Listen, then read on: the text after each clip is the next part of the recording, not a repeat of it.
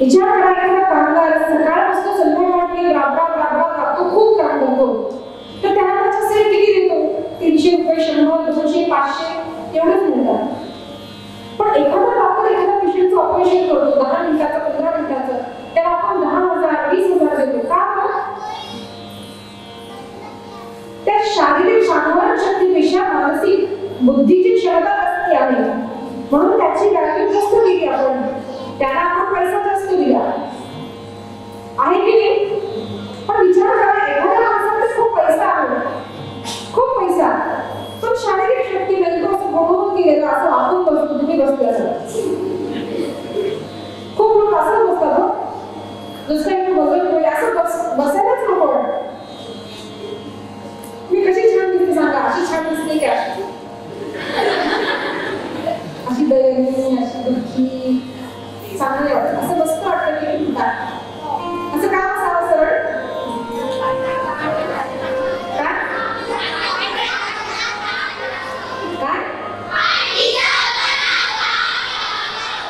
का काम दिलो?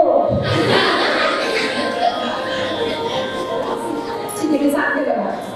आपण तुम्ही झाडाला पाणी देताना पाहिलं ना, की आपण देतो, तर आपण समजा झाडाला पाणी देतो असं, आणि तुम्ही त्या पाईपवर पाय ठेवला, तर पाणी येतं का बाहेर? मग आपण असं केलं, पाय सोडला तर पाणी येणार येतं की नाही? किंवा समजा पाईप फुलवला, फोड झाला, तर पाणी येणार का बाहेर? नाही. आता तर पाणी येणार, मीठ नाही येणार. त्याप्रमाणे आपला जो मेंदू असतो, ब्रेन, त्या मेंदूमधून अनेक नसा, असं पाठीला, पोटाला, छातीला, हाताला, बोटांना, पायाला, सगळ्या आपल्यामध्ये जे नर्वस सिस्टम जे काम करतं आपलं, ते इथून संचालित होतं, आणि ते पाईपलाईन आपण ज्याला म्हणू शकतो, तर ते इथून आपल्याला येतात. आणि त्याचा सिस्टम कसा असतो माहिती का? आपल्याला जो पाठीचा कडा असतो ना, तिथं अशी एक घट्ट अशी पाईपलाईन असते, त्याला आपण काय म्हणतो? पाठीचा कडा, बोन्स, ते घट्ट असतात. ते घट्ट का असतात? पण त्याच्यामध्ये नाजूक अशा नळ्या असतात, अशा नळ्या नाजूक, आणि हे बोन्स आणि ह्या नळ्या यांना आपण स्पायनल कॉर्ड म्हणतो. काय म्हणतो? Spinal cord. त्याला आपण काय म्हणतो? पाठीचा कडा. तर तो काठाला असावा, तर असं जर सरळ ठेवला, वैज्ञानिक दृष्टिकोन असतो, तर असा जर सरळ ठेवला, तर त्या नसा व्यवस्थितपणे आपल्याला, तर नर्वस सिस्टम जे आपल्याला त्रास करतात, असं हात ठेवला दिवाजवळ ठेवलं, आणि समजा मला कळालंच नाही, असं होतं का कधी? नाही. ते बोट ठेवणार मी कळतं, जरा नाही कळतं की कुणी मारलं, पटकन आपण पाहतो, कळतं आपल्याला की मारून मारलंय, म्हणून मारलंय, कळतं की, तर ते सांगणार कोण आपल्याला? तर आपले नर्व जे काम करतात ना, ते हे काम करतात, आपल्याला सांगतात असं झालंय, असं कर, पटकन कर. काही सेकंडमध्ये आपण पटकन बोट काढतो की नाही, ठेवला जरा नंतर काढला, असं झालंय का? नाही, कारण इट वर्क्स व्हेरी फास्ट, खूप फास्ट ते काम करतं. तर ते जर खूप व्यवस्थितपणे काम करायचं असेल, तर आपण सरळ बसायला, त्यांनी स्मरणशक्ती चांगली काम करते, आपले शरीर अवयव सगळे चांगली काम करतात, म्हणून सरळ बसावं. पण आपला अध्यात्म जे आहे ना, अध्यात्म म्हणजे फक्त देवाला फुलं वाहणं, आरती करणं एवढं नाही, तर त्याचा सुद्धा आपल्याला अर्थ सांगितलेला आहे. काय सांगितला? अर्थ सांगितला असतो. तर आपल्या शास्त्राने आपल्याला काय सांगितलं? बाबा, तुझ्याकडे संपत्तीची शक्ती असेल, लोकसंग्रह असेल, काही असेल, पण मानसिक शक्ती जर तुझी काम करत नाही किंवा मनोबळ नाही, तर तू काही करू शकणार नाही. म्हणून असं होतं बघा, कित्येक विद्यार्थ्यांना आपण ऐकतो, पेपरमध्ये येतात, मार्क कमी पडले म्हणून आत्महत्या केली. एखाद्या फार्मरनी म्हणे पीक चांगलं उगवलं नाही, खूप पाऊस पडला, विनाश झाला म्हणून आत्महत्या केली. असे आत्महत्याचे केस म्हणून आजकाल किती ऐकतो. घरामध्ये भांडण झालं म्हणून आत्महत्या केली, नवरा बायकोचं भांडण झालं म्हणून आत्महत्या केली, असे अनेक प्रकार आपण खूप ऐकतोय. तर त्याच्यामध्ये ही जी संख्या आहे ना आत्महत्या करण्याची, ती संख्या अमेरिकेमध्ये, ऑस्ट्रेलियाने दुसरं नाही, अमेरिकेमध्ये जास्त आहे, आणि भारत देशात दुर्दैव आहे, पण संख्या कमी कोणी आहे का? तर मनोबलाचं औषध म्हणजे अध्यात्म आहे. तर आध्यात्मिक प्रवचन, कथा, कार्यक्रम, पूजा हे अजून सुद्धा आपल्या देशात होतात. म्हणून अजून आपल्या देशातल्या लोकांचं, युवा पिढीचं मनोबल कमी झालेलं नाही. कशामुळे? त्याचं कारण कथा आहे. परदेशामध्ये काय होतं माहिती का तुम्हाला? तिथली पिढी फक्त आत्महत्या एवढंच नाही, तर तिथल्या मुलांपैकी तुम्ही प्रत्येक मुलांना, प्रत्येक मुलगी सिगरेट पिणार, दारू पिणार, ड्रग्स हा जो प्रकार आहे, जसा पाणी पितो किंवा जेवण करतो रोजचा नियम, तसा त्यांचा नियम झालेला असतो का? तर मनोबळ नाही. काही थोडंसं दुःख झालं, काही झालं की इतका स्ट्रेस, इतकं डिप्रेशन त्यांना होतं, मानसिक शक्ती इतकी कमी होते की ते एखाद्या विकाराच्या आधी होतात. हे सगळे विकार आहेत. त्यांना वाटतं दारू पिलं की दुःख विसरतो, सिगरेट पिलं की विसरतो, मग त्याच्या आधी ते होतं. आपण पाहतो की नाही टीव्ही मध्ये देतात, स्मोकिंग इज डेंजरस, देतात की नाही? तुमच्या आवडत्या हिरोला पिताना दाखवतात आणि खाली देतात स्मोकिंग इज डेंजरस. तरी तो आपल्याला हिरो आवडतो की नाही? कोणता हिरो आवडतो तुम्हाला? घरोघरी गेलेली असं तुम्ही बोलतच पाहते. मुलांच्या मुलांमध्ये काय असतात? नाव घेऊ का? कुठं शाहरुख खान, कुठं ऐश्वर्या राय, कुठं सचिन तेंडुलकर, आणि दुसरे असतात, मला माहित नाही, नवीन नवीन दोन येतात. तर यांना आपण हिरो म्हणतो, आदर्श म्हणून त्यांचे फोटो ठेवतो आणि ते काय करतात? आपले मनोविकार वाढवण्याचं काम करतात. का? स्वतः ते दारू पिताना दाखवतात आणि खाली दिलेली झालं का? म्हणून विचार करा, जेव्हापर्यंत श्रवण केलं, मनन केलं नाही, आचरण केलं नाही, तेव्हापर्यंत ते ज्ञान निरर्थक आहे. एखादा कथाकार, महात्मा, त्याच्या आपण पाया पडतो. शाहरुख खानच्या तुम्ही पाया पडतात का? नाही. वी लाईक देम का? तर ऍक्टिंग चांगलं करत असतील, ठीक आहे, पण ते ज्ञान जे आपल्याला सांगतात ना, त्याचं आचरण त्यांच्यामध्ये दिसत नाही का? तर पिक्चरमध्ये नुसतं पिताना दिलं, खाली दाखवलं स्मोकिंग इज डेंजरस, पण तो फॉलो करतो का? तो आचरण करतो का? नाही. म्हणून तो महात्मा नाही. म्हणून तो he is not real hero, he is actor. आणि त्याचं नाव सोडून द्या सगळेच लोक हे जे काय आहे, अप्सरा, आपण ज्याला म्हणतो ना, अप्सरा, गंधर्व, यातला प्रकार आहे. फक्त मनोरंजन करण्याचे काम त्यांना जमते, बस. त्यांना आपल्या जीवनाचा आदर्श नाही म्हणायचं, आपल्या समोर त्यांचे फोटो नाही ठेवायचे, ते आपले आदर्श नाही. आणि मनोरंजन सुद्धा असं असावा. असा पिक्चर ठीक आहे बघायला, पण असा पिक्चर बघावा जे आपण आपल्या आई, वडील, बहीण, भाऊ, आजी अशा सगळ्यांसोबत जर पिक्चर बघू शकतो, असा जर एखादा पिक्चर असेल तर पहा, हरकत नाही. आणि प्रत्येक वेळेस टीव्ही घाण, इंटरनेट घाण असं म्हणायची गरज नाही. कारण टीव्ही मध्ये छत्रपती शिवाजींचं सिरियल सुद्धा येते की नाही? येतात की नाही? जेजुरीचा जो देव आहे त्याचं सिरियल येते की नाही? महाराणा प्रतापचं सिरियल आलं की नाही? मीराबाईचं सिरियल आलं की नाही? रामकथा येते की नाही? 4 दिवस सासूचे येतात की नाही?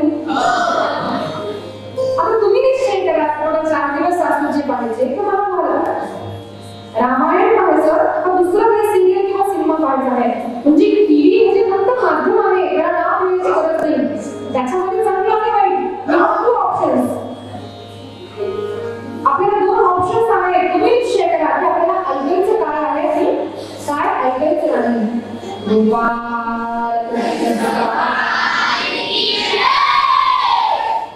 आता तू शिकला, सगळ्यांनी तुझ्याकडे पाहिलं तर बरं वाटतं का? कशाने मला पाहता? Very bad. हो, शरीर आहे, शरीराचा धर्म आहे, मुद्दाम कोणी शिकता का नाही? गोपाल कृष्ण. म्हणून आपला आदर्श कोण आहे, आपली मनोबल वाढवण्याचे हिरो आहे, प्रत्येक खरे हिरो आहे. तर त्यापैकी एक कोण आहे? तर Chhatrapati Shivaji Maharaj is the real hero. Hanumanji जे आहेत ते खरे हिरो आहेत. स्वामी विवेकानंद, एपीजे अब्दुल कलाम असे जे श्रेष्ठ लोक आहेत, त्यांनी आपल्या जीवनातून शुद्ध ज्ञानाचा जीवन ऐकलं वाटतं की माणसाचं मनोबल वाढतं. विचार करा, एखादा माणूस खूप संपत्तीवाला आहे, खूप पैसा, अफाट पैसा, घरी शुभ्र नव्हतं, अनेक बंगले, अनेक गाड्या, पण त्याचं शरीर स्वस्थ नाही. रोज त्याला 1-2 इंजेक्शन घ्यावे लागतात, 10 गोळ्या घ्याव्या लागतात. किंवा असा एखादा माणूस आहे बाबा, त्याच्या घरी कुणीच ऐकत नाही, खूप संपत्ती आहे पण घरी कुणी ऐकत नाही, उलट बोलतात. विचार करा त्या माणसाची मानसिक स्थिती काय होती. म्हणून सगळ्या संपत्तीमध्ये श्रेष्ठ, सगळ्या बळामध्ये श्रेष्ठ असं नाही म्हणायला गेलं ना, तर ते मनोबल आहे. मला तुमच्या मास्टरांनी काम केलेलं स्कूलच्या टीचरने, दीदी आम्हाला सांगा म्हणे, आम्ही मागं बसणार आहोत, मुलांनी चांगले ऐकले की मुलींनी. ते मला सांगू नका म्हणते होते, मला सांगायला इथं मार्क पडणार तुम्हाला की मुलं छान ऐकतात की मुली. आता एका गोष्टीमध्ये मुलींना मार्क जास्त पडले का, मुलींची संख्या जास्त आहे, मुलांची कमी आहे. यांना 10 पैकी 10, यांना 10 पैकी 6,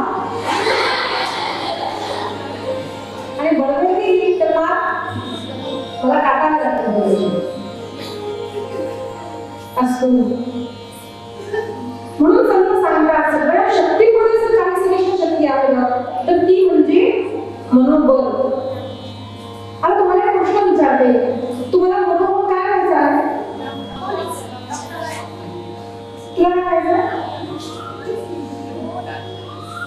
सांगा, उत्तर द्या, हरकत नाही. काय व्हायचं? पोलीस, अजून इंजिनियर, अजून डॉक्टर, इंजिनियर, पोलीस झाला, अजून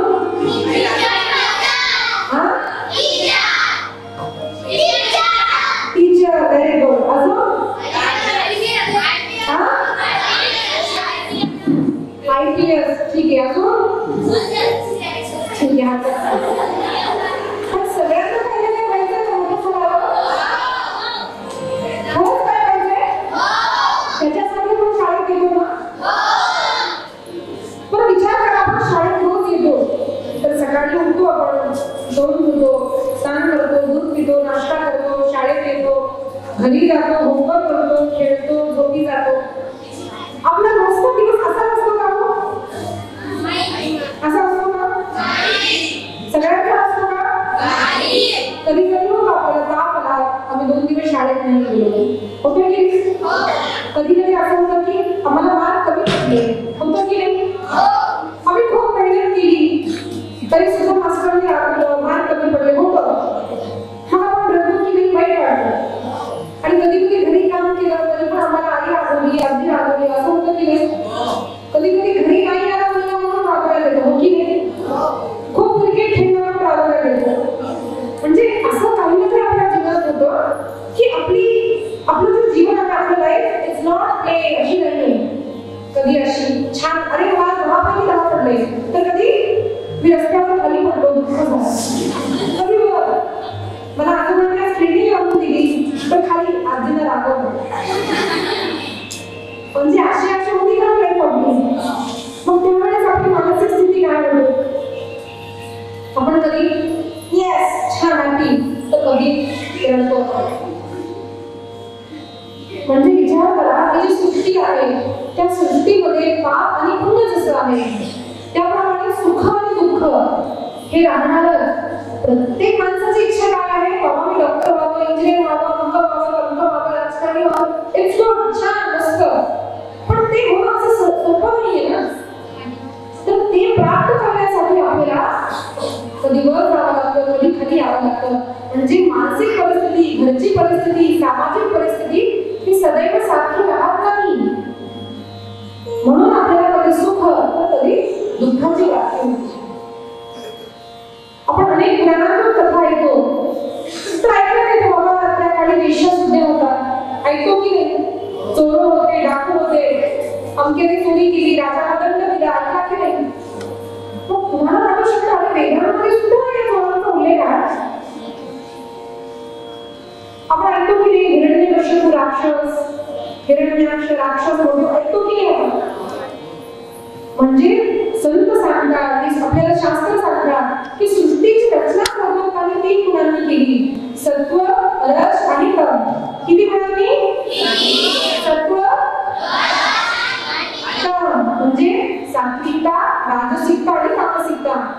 विद्वानांनी मिळून त्या सृष्टीची रचना केली आहे. म्हणजे या सृष्टीमध्ये चांगली लोक राहणार, थोडा चांगला थोडा वाईट अशीही लोक राहणार आणि खूप चांगले लोक किंवा खूप वाईट लोक असे सुद्धा राहणार. म्हणून या सृष्टीमध्ये सर्वत्र आणि सर्वकाळ सुख किंवा सर्वकाळ दुःख असं नाही राहणार. प्रत्येक माणसाच्या जीवनामध्ये सुख येणार, कधी दुःख येणार, कधी सुख येणार, कधी दुःख येणार, कधी यश मिळणार, कधी अपयश मिळणार. तर त्या स्थितीमध्ये आपल्याला काय हवे, कोणती शक्ती हवी? तर संत सांगतात, शास्त्र सांगतात, सर्वात शक्ती मोठी कोणती मोठी? मनोबल म्हणजे मनाची शक्ती. विचार करा, एखादा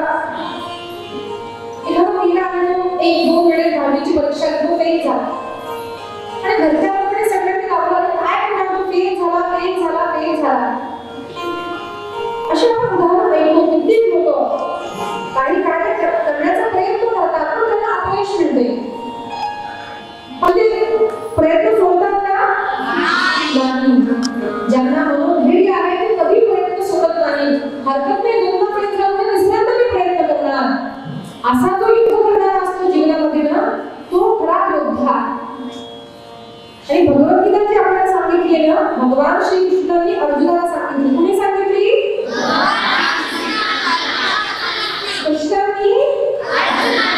कृष्णांनी. भगवद्गीता म्हणजे किती श्लोक? 700 श्लोक. किती श्लोक? भगवद्गीता कशातला भाग आहे? व्हेरी गुड, महाभारताचा भाग आहे. कशातला? किती अध्याय आहेत भगवद्गीतेमध्ये? किती अध्याय? चॅप्टर्स 18 अध्याय. किती अध्याय? किती श्लोक? कोणी सांगितली? रामानी.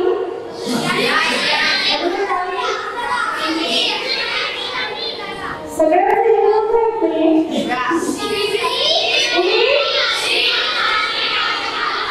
श्रीकृष्णांनी कुणाला सांगितली? हे एक म्हणजे कृष्ण ऐकलंय वाटतं. श्रीकृष्णांनी अर्जुनाला सांगितली. किती वर्षापूर्वी सांगितली? 5000 वर्षापूर्वी. 5000. किती वर्षापूर्वी? भगवान श्रीकृष्णांनी अर्जुनाला भगवद्गीतेचा उपदेश केला. भगवद्गीता ही 700 श्लोकांची संहिता म्हणजे संकलन of 700 shlokas. It has 18 chapters. 18 अध्याय आहेत त्याच्यामध्ये. तो विचार करा, 5000 वर्षापूर्वीचं पुस्तक किती जुनं, आपल्याला काय उपयोग त्याचा, असा विचार येतो की नाही? तर त्याचा एक शब्द सांगते, धर्म युद्ध. महाभारताचं जे युद्ध झालं ते फक्त युद्धाची कथा नाहीये. महाभारत युद्ध झालं धर्मयुद्ध. तर भगवंतांनी आपल्याला काय सांगितलं, अर्जुनाला काय सांगितलं? भगवान कृष्ण, अर्जुन नर, अर्जुन माणूस आहे. एका माणसाला भगवंतांनी काय सांगितलं? महामानस्वर युद्धच. अरे माझं स्मरण करता करता युद्ध कर. आणि एक सुंदर असे वाक्य आहे, लाईफ इज अ स्ट्रगल. काय? जीवन एक युद्ध आहे. आणि काय युद्ध आहे? कारण आपल्या जीवनामध्ये आपण विचार केल्यासारखं फक्त सुख मिळत नाही. हो की नाही? आपल्याला कधी कधी रडावं लागतं, कधी आपल्या मनासारखे प्रसंग होतात. छान छान आपल्याला गोड खायला मिळतं, कुणी छान म्हणतात, हुशार म्हणतात. तर कधी कधी आपल्याला लोक नावं ठेवतात, कधी कधी आपल्याला रागवले असतात, कधी कधी आपण जे काम करतो, भगवान जे काम करतो त्याच्यामध्ये आपल्याला यश मिळत नाही. म्हणजे हे संसारामध्ये पाप पुण्य जसं आहे, धर्म अधर्म आहे, त्याप्रमाणे हे संसाराचं चक्र कसं चालतं? सुख दुःख, सुख दुःख, सुख दुःख. म्हणजे फक्त सुख राहणार नाही, तर फक्त दुःख सुद्धा राहणार नाही. म्हणून माणसाला काय हवं? मनोबल. काय हवं? माणसाला खूप पैसा कमवावा हरकत नाही, व्यायाम करावा, चांगलं शरीर बनवावं, सुदृढ शरीर असावं हरकत नाही, पण सगळं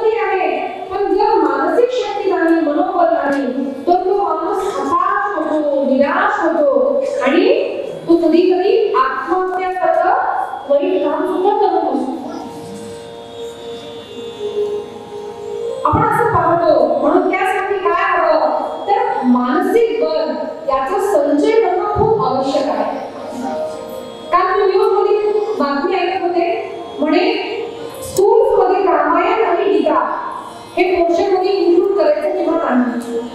म्हणजे मुलांना भगवद्गीता आणि रामकथा किंवा महाभारत भागवत हे शिकवायचं की नाही असा प्रश्न आला. तसं त्यांनी दाखवलं नाही की काही बोलून दिलं. कारण लोकांचा गैरसमज अजूनही किती आहे की महाभारत म्हणजे गोपाल कृष्ण भगवान की जय असतो. लोकांचा असा आज सुद्धा विचार आहे की महाभारत म्हणजे युद्धाचा ग्रंथ आहे. तो घरी ठेवला तर युद्ध होतात, भांडणं होतात. पण तसं नाही. भागवत आणि महाभारत वाचल्याशिवाय कृष्ण काय आहे, आपला सनातन धर्म काय आहे, आपली पूर्वीची संस्कृती काय होती आणि कशी असावी कशी आहे हे दाखवणारा अर्थ म्हणजे भागवत महाभारत सुद्धा आहे. ज्यांना बडबड करायची ते बाहेर जाऊ शकतात.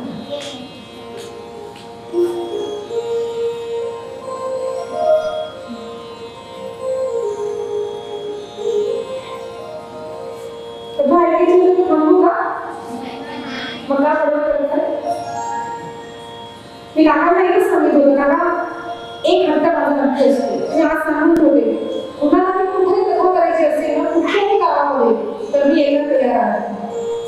मी कथा करेन. कथेचा माझी काही दक्षिणा म्हणजे म्हणून नसते. पण एक मात्र मी नक्की विचारते, डिसिप्लिन. जर वेळेवरती कथा सुरू होत नाही, जर कथेमध्ये शांत बसत नाही, जर कथेमध्ये मोबाईल वापरला जातो, हे सगळं जर होत असतील तर ती किती मोठ्या प्रमाणात तुम्ही कथा आयोजन करा, काही दक्षिणा द्या, मी ती कथा करत नाही. आणि आपण हे कुठं शिकतो, शाळेमध्ये शिकतो की नाही. आपण वेळेवर नाही तर मास्टर वापरतात की नाही. घरी आपण वेळेवर नाही आई काळजी करते की नाही. मग कथेमध्ये आपण बडबड करण्यासाठी आलो का, मी तर टाइमपास करते का, मग आपण मी काय करावं की नाही. मग का बडबड करतात, आवडत नाही ते सांग, आम्ही सोडून टाकते.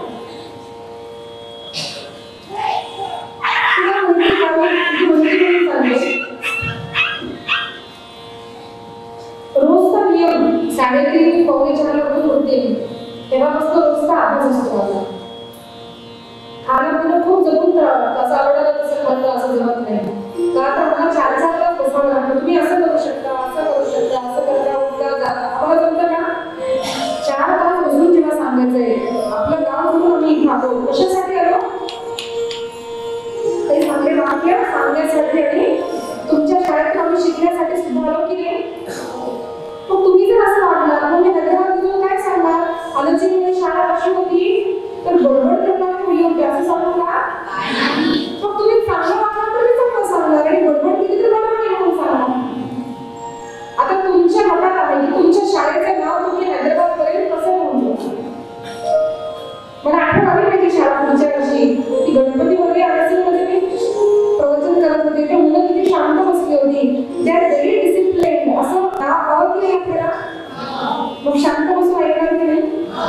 आणि कथा कोणासाठी, तुमच्यासाठी नक्की. मग कुणी बडबड नाही करणार. गणपती बाप्पा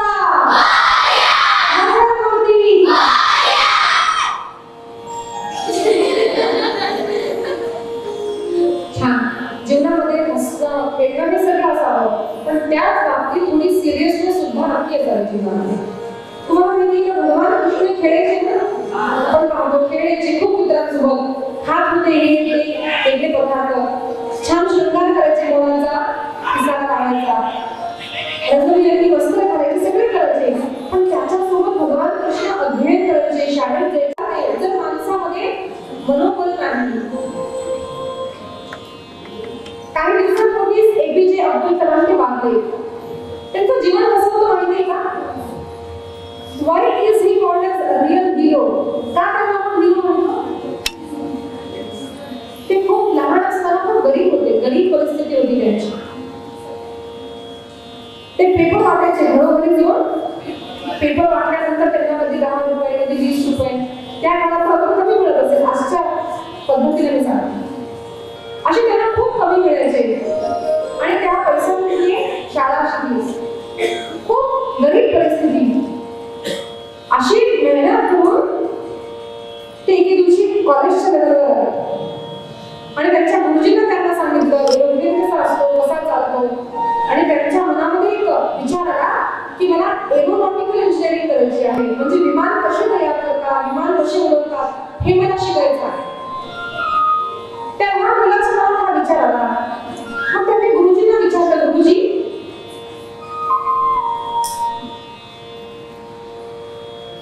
मला एरोनॉटिकल इंजिनिअरिंग करायचं आहे, मी ते कसं करू? आणि गुरुजींना मार्गदर्शन केलं आणि त्यांनी आपल्या बहिणीचे दागिने विकले. बहिणीने सांगितलं, बहिणीने मदत केली, तिने दागिने विकून तो पैसा दिला आणि आपल्या भावाला एपीजे अब्दुल कलामला एरोनॉटिकल इंजिनियर जॉईन केलं. ते इंजिनियर झाले, खूप मेहनत केली. पण तुम्हाला माहिती आहे का, आज ते त्यांचं इतकं नाव आहे, ते प्रेसिडेंट झाले, ते एक सायंटिस्ट होते, इतकं नाव झालं. पण त्यांचं जीवन असं होतं का, फक्त सुख सुख सुख सुख मिळालं आणि ते फार मोठे झाले असं आहे का? काही. म्हणून अशा श्रेष्ठ लोकांचं जीवित चरित्र आपल्याला ऐकायला हवं. त्यांनी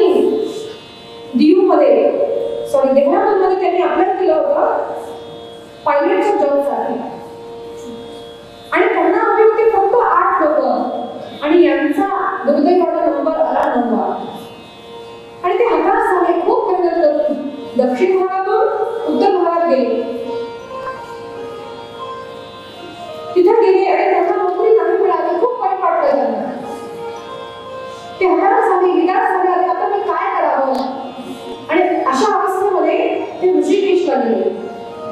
ऋषिकेशला स्वामी शिवानंदांचा आश्रम आहे, तिथे गेले. स्वामीजींनी विचारलं, बाळा तुझं नाव काय आहे?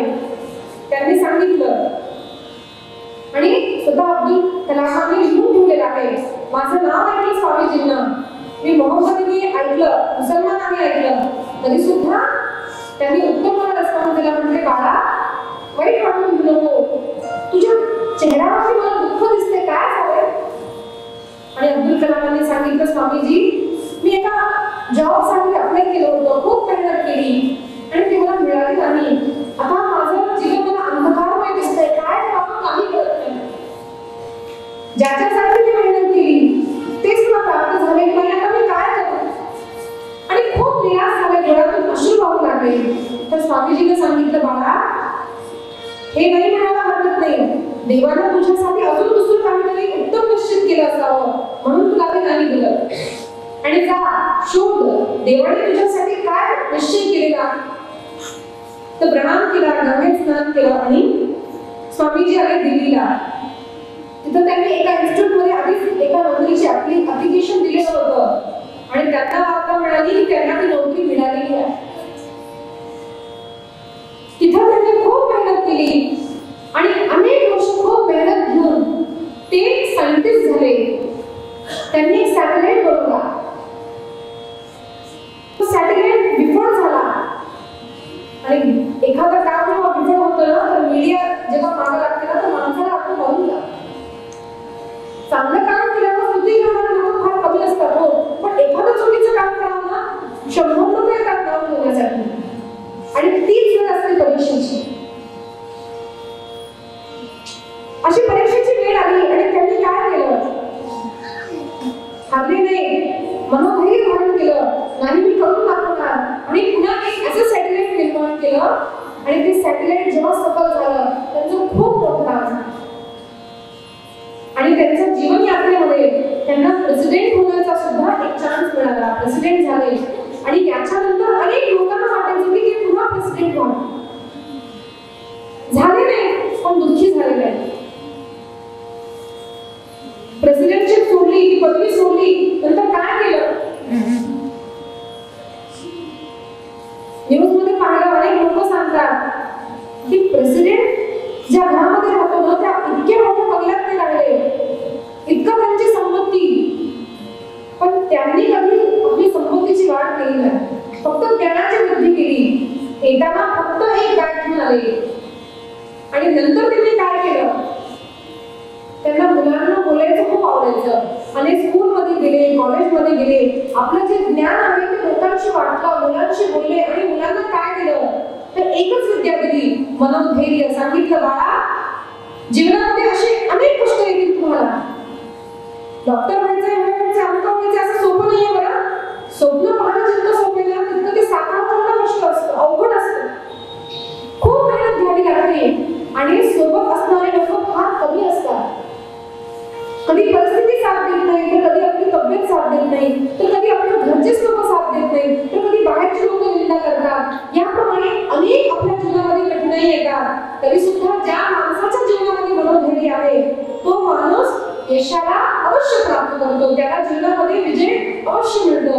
म्हणून एक साधारण मुलगा जो पेपर लिहायचा तो मुलगा काय झाला तर तुमचा प्रेसिडेंट झाला, एक मोठा सायंटिस्ट झाला आणि एक उत्तम व्यक्ती सुद्धा झाला, जो मेल्यानंतर सुद्धा अनेक लोकांना आपल्याला नाही तर अनेक पिढ्यांपर्यंत इफेक्ट देणारा आहे, सर्वांवरती परिणाम टाकणारा असे व्यक्तिमत्व त्याने निर्माण केलं.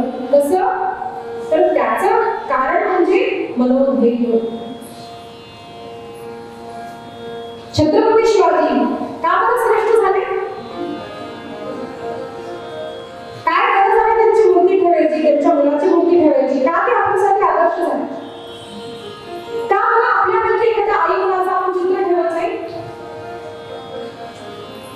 आजकालची पद्धत झाली पैसा देऊन मीडियाला आपलं नाव पेपरमध्ये आणणं, आपली पुस्तकं छापणं, आपल्या टीव्हीवर प्रचार करणं आता झालंय पैसा देऊन. त्यापूर्वी प्रचार नाही, मीडिया नाही, तरी असं व्यक्तिमत्व कसं झालं छत्रपती शिवाजींचं की अनेक पिढ्यांपर्यंत ते आपल्याला प्रभावित करू शकतात. का तर मनोधैर्य. त्या छत्रपती लहानशा बाळानं 14 वर्षामध्ये संकल्प केला, 14व्या वर्षी की आई मी स्वराज्याची स्थापना करणार. आणि असं युग होतं त्यावेळेस परलोकांचं राज्य या भारतावरती होतं, कुठेच अनुकूलता नाही. वडील सुद्धा एका यवनाकडे काम करायचे, तो यवन आक्रमित होता आणि त्या मुलाला काय संकल्प केला 14व्या वर्षी आई मी स्वराज्याची स्थापना करून दाखवणार. आणि इतकं सोपं नव्हतं बरं, त्यांनी अनेक किल्ले जिंकले, अनेक लोकांना मारलं, अनेक लोकांनी त्यांना साथ घेतलं. पण अशी एक परिस्थिती त्यांच्या जीवनात आली की त्यांनी 32 किल्ले जिंकले होते, ते 32 किल्ले सुद्धा त्यांना सोडावे लागले. एक वेळ विचार करा, आपलं घर आपल्याला सोडायला सांगितलं तर किती दुःख होतं आपल्याला. एकदम कुणीतरी सांगितलं बाई तुम्हाला तुमचं घर खाली करायचं आहे, किती वाईट वाटतं. अरे साधारण घर नव्हे, अफाट संपत्ती, अफाट प्रजा, अशी 32 किल्ले त्यांना एकदम सोडावी लागली. विचार करा तो माणूस किती हताश आणि निराश झाला असेल, पण तरी तो जिंकला. त्याने असे व्यक्तिमत्व आपलं स्थापन केलं की तो आपल्याला प्रभावित करू शकतो का तर त्याच्याकडे जी संपत्ती होती ना ती मनोधैर्याची संपत्ती होती. आणि मनोधैर्य कुठून येतं? कुठून मनोधैर्य आपल्याला यावं सांगा आपण? तर आध्यात्मिक शक्ती जी आहे ना, अध्यात्म श्रवण, अध्यात्माचं आचरण, जो माणूस आध्यात्मिक आहे त्याचं मनोधैर्य कधीच कमी होत नाही, तो कधीच खचित होऊ शकत नाही, तो फार दुःखी होऊ शकत नाही. खरा आध्यात्मिक व्यक्ती कधी आत्महत्या करू शकत नाही. नाहीतर आमच्यासारख्या मनात येऊ शकतो की आत्महत्या करावी, असे प्रसंग येतात जीवनात. सगळं चांगलं पण कधी साथ देत नाही. अनेक गावामध्ये जो प्रचार करायचा, कोणी निंदा करतात, कोणी काय बोलतात, खूप लढावं लागतं. कुठलाही तुम्ही जीवनामध्ये ध्येय घ्या, ते प्राप्त करणं सहजासहजी शक्य असतं. खूप असे प्रसंग येतात, पण खरा जर आध्यात्मिक बळ आपल्याकडे आहे, आध्यात्मिक विद्या जर तुमच्याकडे आहे तर कधी कधी खचून गेलेला माणूस सुद्धा पुन्हा उभा राहतो, उठतो आणि पुन्हा आपल्या कामाला लागतो. एवढंच नाही तर तो यशाला सुद्धा प्राप्त करून आपल्या रामायण महाभारतात अनेक असे प्रसंग आलेले आहेत. राम कथेमध्ये येतं हनुमानजी महाराज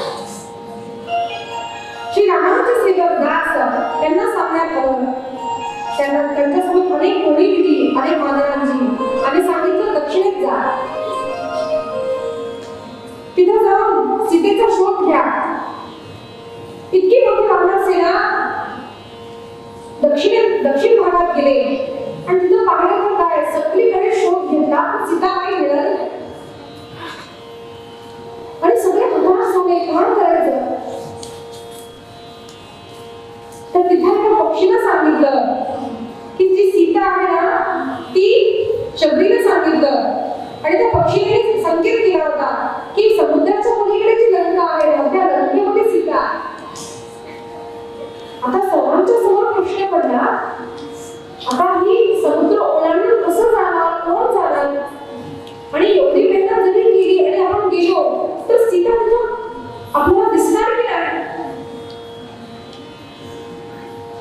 गोपाल कृष्ण भगवान की जय।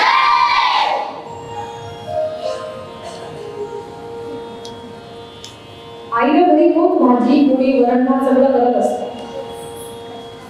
पौष्टिक अन्न मुलांना मिळावं, तूप टाकणार, वेगळ्या वेगळ्या भाज्या टाकणार, फळं टाकणार. पण एखादा मुलगा जर खातच नसेल तर त्या आईने काय करावं?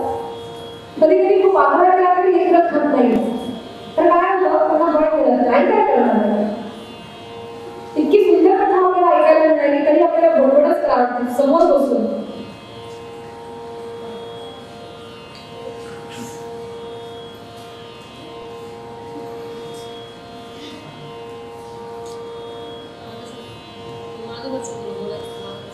गोपाल कृष्ण भगवान की जय। आणि हनुमंतांचा समोर प्रश्न उभा राहिला की लंका ओलांडून जरी आम्ही गेलो, आम्ही तिथे पोहोचलो तरी हे काय आपल्याला निश्चित आहे की तिथे सीता मिळणार आपल्याला? आणि जरी मिळाली ती जिवंतच राहील हे काय आपल्याला कसं निश्चित सांगता येणार? आणि सगळे वानर निराश झाले. आता काय करावं? परत कसं जावं? श्रीरामांना आपण काय उत्तर द्यावं? अत्यंत निराश झालेले हनुमंत आणि त्यांना जांबवंतांनी सांगितलं, अरे हनुमान, तू साधारण मानव नाहीयेस, तुझी अपार शक्ती आहे. हनुमंताच्या शक्तीची विस्मृती त्यांना झाली होती आणि जांबवंतांनी ती शक्तीची पुन्हा जागृती केली. जामवंत की वचन सुनाई हनुमान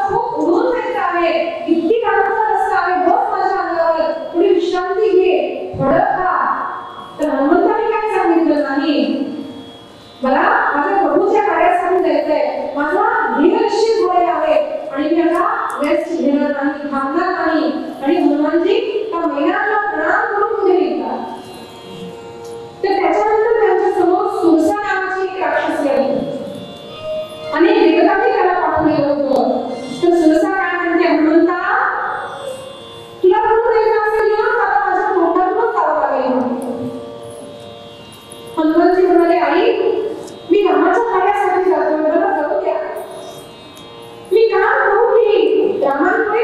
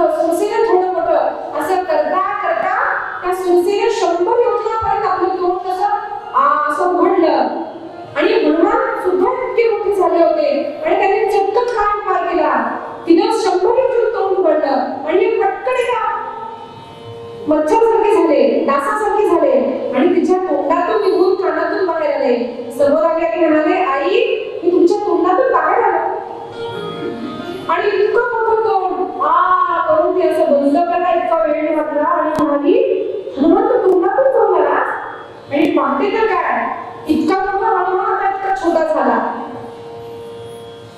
आणि ती म्हणाली, मी तुझी परीक्षा घेण्यासाठी आले होते हनुमान, तू पुढे कसे जाणार? कारण पुढे राक्षसांची लंका आहे, ती मायावी आहे, म्हणून ती परीक्षा घेण्यासाठी आली होती. आणि त्याच्यानंतर अजून एक राक्षसी आली. ती काय करायची तर समुद्रावरून जर एखादा पक्षी जात असेल, एखादा जीव जात असेल तर त्याची छाया पकडून त्याला खाली ओढायची आणि खाऊन टाकायची. असं हनुमंताला सुद्धा तिने पकडलं, पण हनुमंताला तिला सुद्धा ठार करून टाकलं. असे अनेक विघ्न आले तरी हनुमानजी इतका मोठा समुद्र, अनेक राक्षस असुर आले, मैना करा, पण त्यांना सोडून ते आपल्या ध्येयापर्यंत पोहोचले. काय सांगतो आपल्याला रामायण, काय सांगतो सुंदरकांड, काय सांगतो हनुमंतचरित्र? तर आपण जेव्हा एका ध्येयासाठी जातो, यश प्राप्तीसाठी जातो, तर असे आपल्याला लोक येतात. कधी कधी आई म्हणते, बाळा झोप न, कशाला लवकर उठतेस तू? मुलांना वाटतं सकाळी उठावं, अभ्यास करावा. तर कधी कधी आपल्याला लोक दिलं जातं.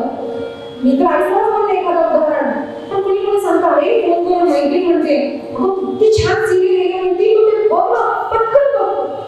अगं आपण बाहेर फिरायला जाऊयात का? असे घरचे लोक, बाहेरचे लोक आपल्याला कधी कधी लोक देतात आणि आपल्या ध्येयापासून आपल्याला दूर घेऊन जातात. त्यावेळेस सावधान व्हायची आवश्यकता. आणि कधी कधी फक्त बुद्धीने काम चालत नाही, कधी शरीराला काम चालत नाही, नुसता अभ्यास केला, रट्टापट केली तर चालत नाही. कधी आपल्या बुद्धीनं काम घ्यायला हवं. आज मी काय अभ्यास करायला हवा? महालक्ष्मी आणि काय 3 दिवस घरी काम असेल म्हणत नाही, आधीच आपला अभ्यास करून घ्यायचा, कारण नंतर परीक्षा येतील. असं बुद्धीने काम करायला हवं. That is called as time table. Time table follow केला पाहिजे की आजचा दिवस कोणता, उद्याचा दिवस कोणता, नंतर काय येणार, मी कधी काय अभ्यास करायचा. हे फक्त लहानांना नाही तर मोठ्यांना सुद्धा. मोठे कसे करतात? महालक्ष्मी असल्या दिवशी आपण करतो का करंजी वगैरे? नाही, आधी तयारी करतो. त्याप्रमाणे आपल्या यशासाठी आपल्याला जो ध्येय प्राप्त करायचा त्याच्यापर्यंत पोहोचण्यासाठी तयारी अगोदरपासून करायला हवी. तर फक्त शरीराने नव्हे तर कधी कधी बुद्धीने सुद्धा काम केलं. अनेक विघ्न येतील, कधी बिमारी येईल, तर त्याला सोडून सुद्धा कधी कधी तुम्ही पुढे जायला हवं. आणि असे हनुमंत निघाले आणि लंकेमध्ये पोहोचले. तर लंकेमध्ये लंकिनीनं थांबवलं, तिला असा ठसा घातला आणि तिला सांगितलं, हनुमान तू जा म्हणे.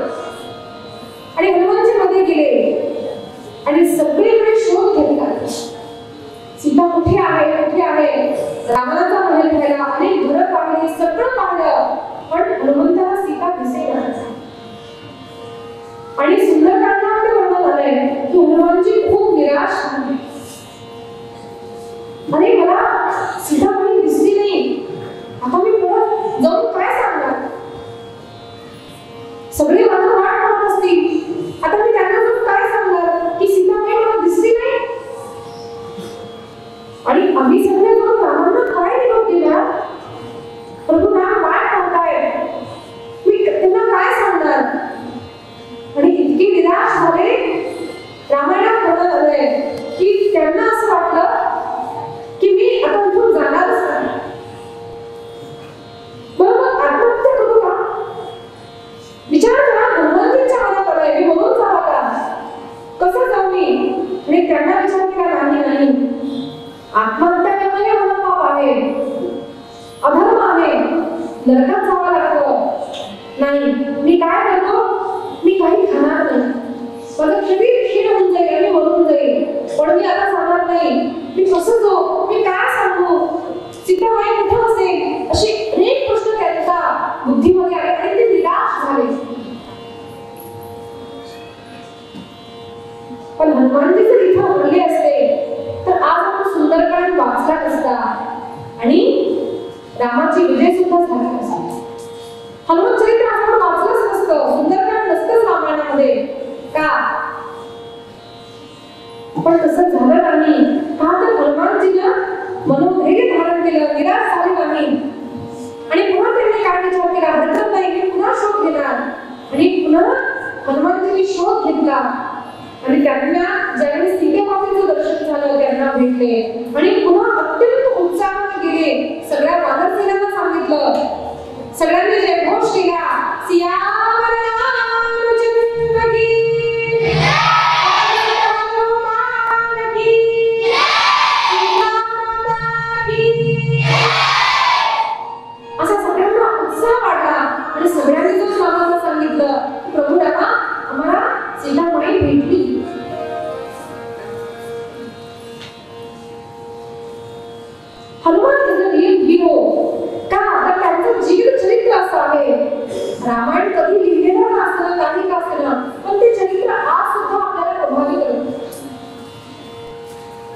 स्वामी विवेकानंद एकदा अमेरिकेमध्ये गेले होते. तिथं त्यांचं असं प्रवचन होतं. त्यांनी काही गोष्टी सांगितल्या महाभारतातल्या, अनेक पुराणातल्या. तर तिथे लोकांनी त्यांना शंका विचारली, महाराज हे जे तुम्ही सांगतात कथा त्या सत्य आहेत का? सांगा तुम्ही, सत्य आहेत का कथा या?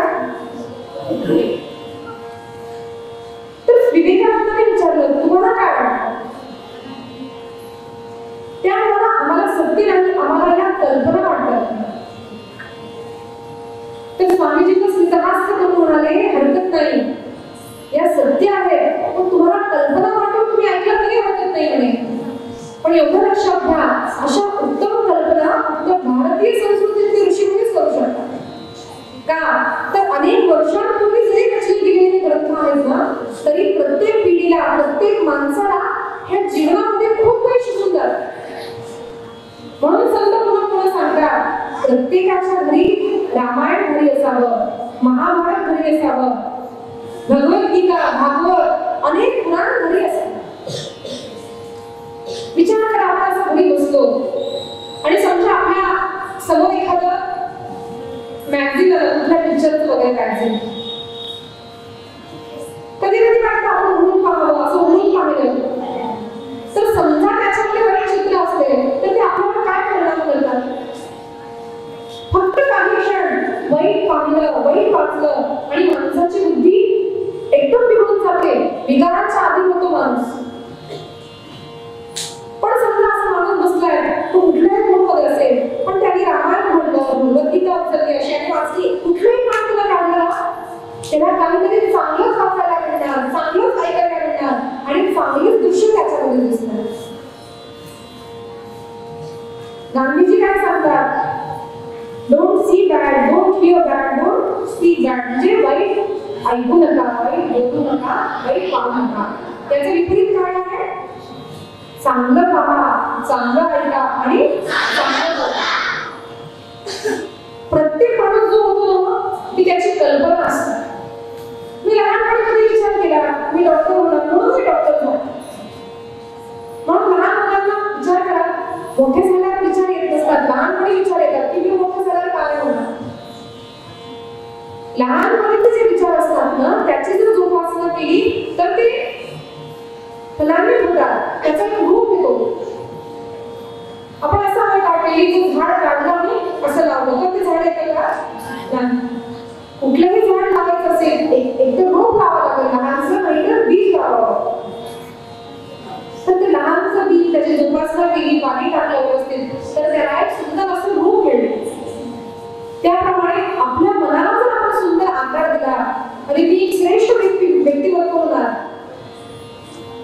मी छत्रपती शिवाजी समोर राजा होणार.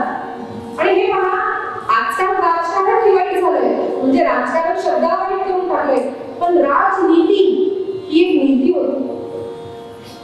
ही नीती आहे, धर्म आहे की जो शासक असतो, गावातला असो, घरचा असो, राष्ट्राचा असो, त्यांनी कसं वागावं, त्याचं नाव राजकारण होतं. पण राजकारणी लोकांनी इतकं वागलं त्याला, अनेक लोकांनी तो शब्दच आश्चर्य झालेला आहे. म्हणजे हा माणूस राजकारणी आहे, पॉलिटिशियन. ते आपल्या शास्त्रांमधले आभूषण होतं आणि त्याला आपण दूषण करून टाकतात. जसं सासू सून, एक उत्तम सुंदर कल्पना होती हो आपल्या ऋषीमुनींची की घरामध्ये आई वडील असावे, मुलगा असावा, मुलाला सून यावी, मग ती सासू होते, नातू होतात, परतू होतात, असं एक आपली संकल्पना होती. पण काही लोकांनी इतकं वाईट वाटलं काही सासूंनी की सासू म्हणजे शिवी झाली, आणि काही सुना इतकं वाईट वाटतात की सून म्हणजे सुद्धा शिवी झाली. पण सासू हा शब्द मला वाईट आहे का? सासू हा वाईट आहे का? पण वाईट वागल्यानं आपण त्या शब्दाला वाईट अर्थ आणलं. त्याचप्रमाणे राजकारण, शिवाजींचं राजकारण निघून होतं, उत्तम राजनीती झाले, उत्तम राजनीतिज्ञ ते होते. राजनीतीबद्दल समर्थनाला सगळे सुद्धा दिलं, ज्यांना साक्षात रामांचं दर्शन झालं. पण काही लोकांनी काय केलं, तर राजनीतीमध्ये जो इतका वाईट आचरण केलं की ती राजनीती म्हणजे वाईट झाली. न्यूज पाहतात का तुम्ही? लक्षात घ्या, कळत नसेल तरी ऐकून घ्या. अनेक न्यूज चॅनल्स वरती काही साधू संतांना दाखवतात, म्हणजे तिलक धारण केलेलं असावं, काही विशिष्ट प्रकारचे वस्त्र, आणि सांगतात ही स्त्री वाईट आहे, हा पुरुष वाईट आहे, साधू बाबा तो ढोंगी, ढोंगी साधू, ढोंगी बाबा असं दाखवतात की नाही कधी कधी पेपरमध्ये ऐकायला मिळतं की. मी हा सर्वांना विचारते, अगदी तुम्ही पत्रकारांना बोलून सुद्धा हा विचार मांडू शकता, मी खबरदार नाही. इतर धर्माचे लोक वाईट नसतात का? फक्त सनातन धर्माचे बाबा ढोंगी आहेत का? विचार करा, जर तो साधू आहे तर तो ढोंगी नाही, आणि तो जर ढोंगी आहे तर तो साधू नाही. ढोंगी साधू नसतात, हा शब्द चुकीचा आहे. विचार करा, एखादा व्यक्ती डॉक्टर झाला, आपण ऐकलं की नाही बाबा, एका डॉक्टरांनी प्रत्येक पेशंटला विशुद्ध करावं, त्याची किडनी काढून घ्यावी आणि विकावी, असं केलं की नाही? त्याला अटक झाली की नाही? बरं, असे आपण डॉक्टर पाहिले की ज्यांनी स्त्रियांचं अबॉर्शन करून टाकलं, केलं की नाही? अशा अनेक डॉक्टर वाईट आहेत. मग मला हे सांगा, आपण डॉक्टरांकडे जाणं थांबवलं का? Is every doctor bad? प्रत्येक डॉक्टर वाईट आहे का? तो माणूस वाईट होता, वाईट माणूस डॉक्टर झाला म्हणून तो वाईट डॉक्टर झाला, पण डॉक्टर वाईट आहे असं नाही ना. एखादा जर साधूचा वेश धारण करून तो चोरी करतो तर चोर साधू म्हणतो आपण? नाही, तो चोरच आहे, तो साधू नाही. जर खरा साधू असता तर तो चोरी नाही करणार. जर तो खरा संत आहे तर तो ढोंगी नसणार. जो ढोंगी नाही तोच तो साधू आहे. म्हणून लक्षात घ्या, सत्य काय आहे, असत्य काय आहे, धर्म काय आहे, अधर्म काय आहे. रामायणात होता, कालवेली होता, हनुमंतांसारखे श्रेष्ठ सुद्धा त्याला बघून गफलत मध्ये आले की बाबा हा साधू असेल आणि आपलं काम सोडून सत्संगाला बसतोय. म्हणून महाभारत ऐकायचं. मी सांगितलं ना, या संसारामध्ये सुख दुःख कसं राहणार, त्याप्रमाणे या संसारामध्ये चांगलं वाईट, चांगले लोक, वाईट लोक, चोरही राहणार आणि पोलिसही राहणार, साधू संतही राहणार आणि चोरी दरोडा करणारे लोकही राहणार. राजकारणामध्ये चांगले लोक आहेत तर वाईट लोकही आहेत. म्हणून लक्षात घ्या, हे जे शब्द आहे, ही जी संस्कृती आहे, ती धन्य काय आहे, याच्यामध्ये विविधता आहे म्हणून ही चूक नाहीये, ती सत्य आहे. पण त्याचं तथ्य कळण्याचा, समजून घेण्याचा प्रयत्न करा. असतो जो मी नाम संकीर्तन करूया, मग पुढच्या रात्रीकडे जाऊ.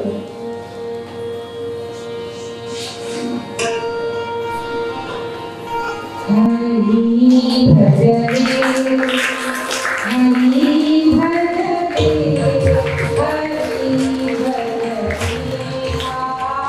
आमोका दे.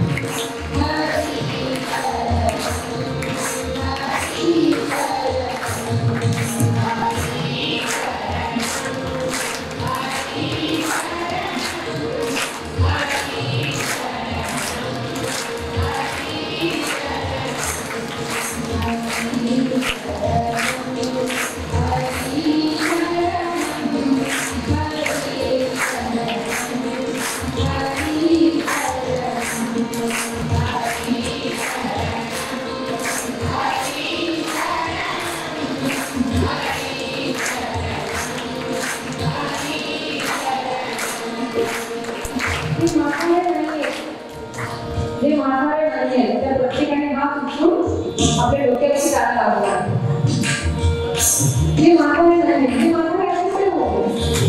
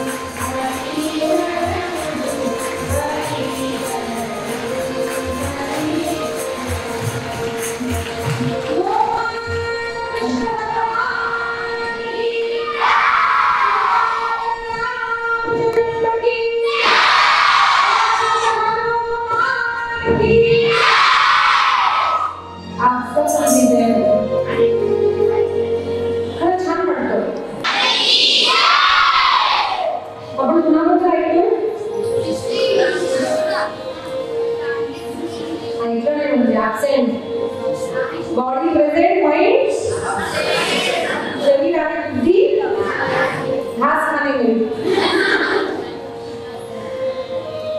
आपण ऐकतो विश्वामित्रांबद्दल. विश्वामित्र हे राजा होते. ते मुनी कसे झाले?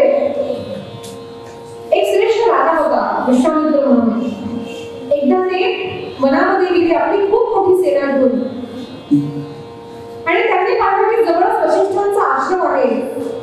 म्हणून वशिष्ठांच्या आश्रमात गेले, प्रणाम केला. तर वशिष्ठ भाषण झाले, राजा तुमच्यासारखा श्रेष्ठ राजा आमच्याकडे आला नाही, तर तुमचं स्वागत सत्कार आम्ही करू इच्छितो. थांबा आमच्या आश्रमामध्ये. मी कथा झाली ना, आज 15 मिनिटं वाढवून आले, प्रश्न विचारणार आहे आश्चर्यातील.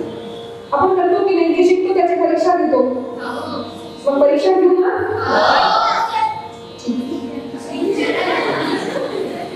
असतो. तर विश्वामित्रांना वसिष्ठ म्हणतात, महाराज तुम्ही आमच्याकडे थांबावं. तर विश्वामित्रांनी सांगितलं, अहो मी एकटा नाही, माझ्याकडे 10,000 सैनिक आहे, खूप मोठी सेना आणि हजारोशी हत्ती आहेत, घोडे आहेत. त्यांना आपण कुठे थांबवणार? तुमच्या आश्रमात जमणार नाही ना, कशी व्यवस्था होणार? तर वशिष्ठांनी खूप आग्रह केला, म्हणजे महाराज सगळं होऊन जाईल, तुम्ही या तर खरं. सारखा सारखा आग्रह केला म्हणून विश्वामित्र जो राजा होता, आपली सगळी सेना, घोडे सगळ्यांना घेऊन तो ज्यावेळेस वशिष्ठांच्या आश्रमात आला त्यावेळेस त्यांनी पाहिलं तर काय, वशिष्ठांच्या आश्रमामध्ये इतकी सुंदर तयारी होती थांबण्याची, राहण्याची, झोपण्याची आणि जेवायला बसलेलं काय अनेक खाद्यपदार्थ होते. आणि वनवासामध्ये साधारण भाजी पोळी मिळणं सुद्धा दुर्मिळ आणि एका ऋषींच्या आश्रमामध्ये वनवासामध्ये इतके सगळे खाद्यपदार्थ आणि इतकंच छान शयनगृह म्हणजे बेडरूम, हे कसं काय शक्य आहे? त्यांना फार आश्चर्य वाटलं. पण सगळे व्यस्त होते खाण्यामध्ये, आपल्या घरांना खाऊ घातलं, तिला खाऊ घातलं, सगळे झोपी गेले. पण त्या विश्वामित्रांना काही झोप येईल. रात्री सरली, सकाळ झाली, त्यांना झोपच आली नाही. सकाळी उठले, आता निघायची वेळ झाली, सकाळची सुद्धा उत्तम सोय झाली. आणि जाताना त्यांनी वशिष्ठांना प्रणाम करून म्हटलं, महाराज, एका मुलीच्या आश्रमामध्ये इतकी सुंदर व्यवस्था कशी शक्य आहे? तर त्यावेळेस वशिष्ठांनी सांगितलं, महाराज, ही माझी शक्ती नाहीये, तिची कपिला काय आहे ते आहे बने, तिची शक्ती आहे. कपिल गायाची ती कन्या, कपिल गायची ती कन्या त्यांच्याकडे होती, तिची शक्ती आहे. तिच्याकडे जाऊन तुम्ही कुठलीही इच्छा घेतला ती इच्छा पूर्ण करते. मग विश्वामित्र म्हणतात, महाराज, मी एक राजा आहे, मी इतके मोठ्या प्रजेचं पालन करतो, ती गाय मला देऊन टाका. वशिष्ठ म्हणाले, नाही हो, मी यज्ञ करतो, मला भविष्यान्न अनेक यज्ञाच्या पदार्थांची आवश्यकता असते, म्हणून देवतांनी मला ही दिलेली आहे, मी ही कशी देऊ तुम्हाला? विश्वामित्र पुन्हा आग्रह करतात. ते म्हणाले, तुम्हाला मी खूप सोनं देणार, तुम्हाला 10,000 गायी देऊ, 10,000 घोडे देतो, हजारोशे हत्ती देतो, रथ देतो, पण महाराज मला ते गाय देऊन टाका. आणि वशिष्ठ नाही नाही म्हणतात. तर विश्वामित्रांना राग आला आणि त्यांनी काय केलं, त्या गायीकडे गेले आणि तिला जबरदस्तीने ओढून घेऊन जातात. ती रडत होती, महाराज मला वाचवा वाचवा. पण वशिष्ठ शांत बसले होते आणि ती वशिष्ठांना म्हणते, महाराज, एवढ्या दिवस मी तुमच्याकडे राहिले आणि हीच काय तुम्ही प्रत्युत्तर, हेच काय म्हणजे? तर वशिष्ठ डोळ्यामध्ये अश्रू आणून म्हणतात, अगं गाई, मी तेव्हा काही म्हटलं नाही, तू जबरदस्ती घेऊन जातोय, मी तर तुझा सेवक आहे. पण विश्वामित्र जेव्हा म्हणता करतात तेव्हा त्या गाईनं काय केलं, अनेक प्रजा खूप मोठी सेना तिनं उभी केली आणि त्या सेनेचा आणि विश्वामित्रांच्या सेनेच्या मध्ये परस्पर युद्ध झालं. इतका मोठा युद्ध झाला की विश्वामित्रांची सगळी सेना परास्त झाली. विश्वामित्रांचा मुलगा मारला आणि आता विश्वामित्रांना वाईट वाटलं की माझा मुलगा गेला, इतकी मोठी सेना गेली. वशिष्ठांवर त्यांना खूप राग आला, ते निघून गेले आणि 10,000 वर्षापर्यंत त्यांनी तपश्चर्या केली, महादेवांची उपासना केली. कुणी केली? कुणी केली? भूक लागली का? म्हणजे you have two options, वशिष्ठ नाहीतर विश्वामित्र. आता एका मुलीला उभारून कथा सांगायची आहे, उभं करणार तुला? खरं करणार आणि व्हिडिओ सुद्धा काढायचा. विश्वामित्राने 10,000 वर्षांपूर्वी तपश्चर्या केली, महादेव प्रसन्न झाले आणि विचारलं, विश्वामित्र विचार तुला काय हवंय? तर ते म्हणाले, मला अनेक शस्त्र अस्त्रांचं ज्ञान द्या. आणि महादेव तथास्तु म्हणतात, निघून जातात. तर अनेक ब्रह्मास्त्र, नारायणास्त्र, अनेक अस्त्रांचं त्यांना ज्ञान झालं. ते आले वशिष्ठांकडे आणि वशिष्ठांवरती अनेक अस्त्रांचा त्यांनी प्रयोग केला, अनेक बाण मारून लागले.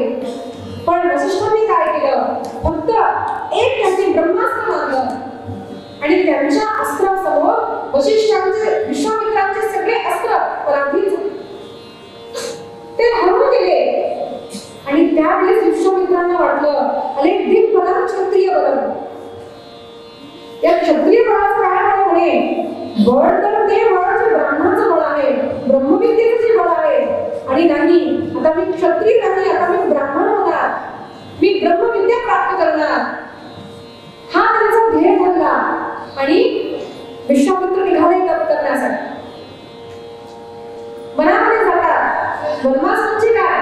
कुठं खायला नाही, काही नाही, फक्त झाडं, अनेक किडे, अनेक प्रकारचे पशु पक्षी इथे राहतात. खूप पाऊस किंवा खूप वारा किंवा खूप गरमी असं प्रांत असतं वनवासामध्ये. असं नाही की 10-12 कपडे घेऊन सुटकी सुटून मध्ये गेलो असं नाही. अशा वनवासात ते गेले आणि अनेक हजारो वर्षापर्यंत त्यांनी तपश्चर्या केली. थंडी, वारा, ऊन, पाऊस सगळं सहन केलं. आणि एकदा ब्रह्मदेव प्रकट झाले. तर ब्रह्मदेवांनी विचारलं, विश्वामित्र काय हवंय तुम्हाला? तर ते म्हणाले, मला ब्रह्मर्षी व्हायचंय. तर ब्रह्मदेवांनी सांगितलं, नाही, तू अजून फक्त राजर्षी झालास म्हणे. विचार करा, 20,000 वर्षापर्यंत तपश्चर्या केली तरी त्यांना काय मिळालं? फक्त राजर्षी, ब्रह्मर्षी नाही झाले. म्हणे 10ला फक्त 5च मार्क पडले. आणि विश्वामित्रांना वाईट वाटलं. ब्रह्मदेव निघून जातात आणि पुन्हा विश्वामित्र तपश्चर्येसाठी दुसऱ्या प्रांतात जाऊन तप करतात. आता पूर्वेला गेलो म्हणजे आता उत्तर दिशेत जातो. दुसऱ्या दिशा बदलली, गाव बदललं, प्रांत बदललं. आणि वनवासात जाऊन पुन्हा जेव्हा तप करू लागले तेव्हा अनेक देवतांना वाटलं, इंद्राला वाटलं, अरे या विश्वामित्रानं जर हे तप केलं, त्याला जर 10 पैकी 10 पडले, अरे त्याला फर्स्ट रँक दिला, म्हणे तोच इंद्र होणार. म्हणून इंद्राने काय केलं तर मेनकाला पाठवलं. आणि विश्वामित्र लुब्ध झाले. काम वासनेमध्ये ते फसून गेले आणि त्यांचा तपोभंग झाला. पण विश्वामित्र हरले नाही. हरकत नाही, यावेळेस मला 10 पैकी 10 नाही पडली, मी फेल झालो, नाही, मी पुन्हा प्रयत्न करणार. पुन्हा विश्वामित्रांनी पुन्हा अनेक वर्षापूर्वी तप केलं. आणि त्यावेळेस इंद्राने ब्रह्मा पाठवली. आणि यावेळेस पण काय केलं विश्वामित्रांनी? आता कामाचा प्रयोग नाही तर क्रोधाचा उपयोग केला, राग केला त्या रंभेवर, शाप दिला तिला. आणि पुन्हा विश्वामित्रांचं तपोभंग झालं. हे कसं झालं माहिती का? खूप अभ्यास केला, वर्षभर अभ्यास केला आणि परीक्षेच्या आदल्या दिवशी नुसतं टीव्ही समोर बसतो. नाहीतर एखादा विद्यार्थी परीक्षा द्यायला बसला, असं झालं. एक खूप उत्तम विद्यार्थी होता, परीक्षेसाठी बसला आणि परीक्षा झाली की मास्तरांकडे रडत आला. म्हणे मास्तर मला चांगली मार्क नाही पडला. अरे काय झालं? म्हणे मास्टर दूरून, आता जसं गाण्याचा आवाज ऐकू येतो ना, असं परीक्षा घेत असताना कुठेतरी गाण्याचा आवाज आला. म्हणजे जुनं गाणं, फार आवडतं गाणं होतं महाराज सर. आणि मी परीक्षा देणार असतो नेमकं गाणं सुरू झालं. आता परीक्षा किती वेळेची? काही मिनिटाची, 2 तासाची, 3 तासाची. आणि ते गाणं ऐकत बसलो. म्हणे आणि माझं मन इतकं विचलित झालं की मी इतका अभ्यास करून सुद्धा तो लिहू शकलो नाही. आणि 1-2 मार्क पडले ना तरी सेट एक्झाम मध्ये पुढे आहे फेल होण्यासाठी. आणि घर घडली की नंतर तो मुलगा रडू लागला. त्या वर्षभर अभ्यास करून नेमकं ज्यावेळेस ध्येयपूर्ती आली तर त्यावेळेस मी विचलित झालो. असं विश्वामित्रांसोबत झालं. इतकं वर्ष तप केलं, काम, क्रोध, लोभ अनेक या विकारांच्या अधीन झाले, पण त्यांनी हार मानली नाही. आपणही असंच करायचं. आपल्या जीवनामध्ये आपण जे काही निश्चय केला ते सहजासहजी आपल्याला मिळत नाही. बरं, खूप कष्ट सोसावी लागतात. आता कसं वाटतं मुलांना? छान आई उठलं की आपल्याला नाश्ता घालते किंवा कपडे रेडी ठेवते, नाश्ता तयार असतो, जेवण तयार असतं, तयार करून पाठवते, घरी आली की पुन्हा जेवायला तयार. पण ज्या वेळेस ती मुलगी किंवा मुलगा त्याचं लग्न होतं, त्याला मुलं बाळ होतात, तिला घरी काम करावं लागतं, त्याला बाहेर जावं लागतं, त्यावेळेस कळतं की माझ्या आई बाबांना किती गोष्ट सोसली. असं सहज नाहीये आई होणं, एखादं घर चालवणं. असं सहज नाहीये वडील होणं किंवा आजोबा होणं, एखादं मंत्री होणं. विचार करा, ठाकरे काकांचा बायपास झाला होता आणि पती पत्नी दोघं फिरले हो पैसा गोळा करण्यासाठी, हे बांधण्यासाठी. हे गरज होती त्यांना? असे कित्येक लोक असतात, आपलं काम करायचं, 4 पैसे घरी खायचं व्हायचं नसतं, समाजाचा कशाला विचार करायचा. पण अशी श्रेष्ठ लोक आहेत. म्हणून तर आजचा समाज अजूनही जागरूक होता. तसं काहीतरी करायला मला आपण का ऐकलं. नुसतं रामाचं मोठं झालं, खाल्लं पिलं, 2 लेकरं झाली, बंगला घेतला, 2 कार घेतला असं नाही. काहीतरी करून टाका जीवनामध्ये.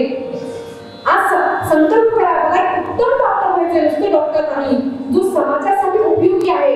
मला एका छत्रपतीसारखा राजा व्हायचा आहे. असा उत्तम संकल्प करा आणि मनोधैर्य धारण करा. त्या मनोधैर्य धारण करण्यासाठी ठाकरे काकांसारखे आपल्यासमोर आदर्श आहेत, हनुमंतांसारखे आपल्यासमोर आदर्श आहेत, छत्रपतींसारखे आपल्यासमोर आदर्श आहेत. म्हणून सांगितलंय मनोधैर्य फक्त त्याच्याजवळ असतं ज्याच्याजवळ आध्यात्मिक विद्या. म्हणून लहानांनी नाही, मोठ्यांनी नाही, स्त्रियांनी नाही, पुरुषांनी नाही, तर सर्वांनी कथा सतत ऐकत जावी. कथा ऐकल्या आणि मनोधैर्य वाढतं आणि आपला जो निश्चय असतो ना त्याच्यावरती आपण अटल उभे राहू.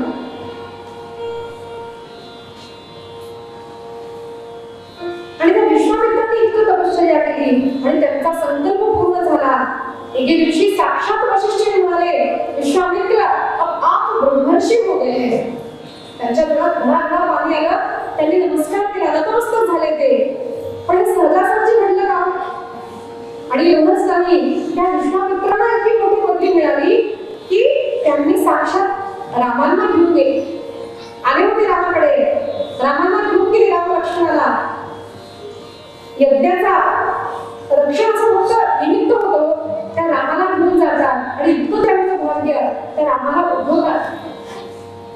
कौसल्या सुप्रजा राम पूर्वा संध्या प्रवर्तते उत्तिष्ठ रक्षार्दूत कर्तव्यमेव आत्मम्. विचार करा, घरातलं लहानसं बाळ झोपलेलं असेल तर आपल्याला किती कौतुक वाटतं. माझं गोड बाळ, माझं गोड बाळ, 10 मिनिटात काळा असो गोरा असो प्रत्येकाला आपलं बाळ गोड वाटतं. विचार करा, त्या विश्वामित्रांना साक्षात जो सौंदर्याची राशी आहे अशा त्या आम्हाला झोपताना पाहायला मिळालं, उठताना पाहायला मिळालं, त्यांच्या सोबत ते राहिले. ही पदवी कशी त्यांना प्राप्त झाली? जर ते फक्त राजे राहिले असते तर असं घडलं नाही असतं. एवढंच नाही तर सीता प्राप्ती सुद्धा आम्हाला विश्वामित्र म्हणूनच झाली. मग असं उत्तम ध्येय गाठायचं असेल तर काय करावं? आपल्यासमोर कोण आदर्श आहे? तर आपण एका छोट्या मुलाचा आदर्श घेऊया. श्रीमद भागवतातील कथा आहे प्रल्हादाची. आपण रामकथेतलं ऐकलं, भागवताकडे वळू त्यापूर्वी आपण हे ऐका की महाभारत आपल्याला काय सांगतं. महाभारत कुणाची कथा आहे? कुणाची कथा आहे? मुख्य श्रीकृष्ण आहे, पण त्यातले मुख्य पात्र कोण आहे माहितीये का? 100 कौरव. कोण? 100 किती? आणि पांडव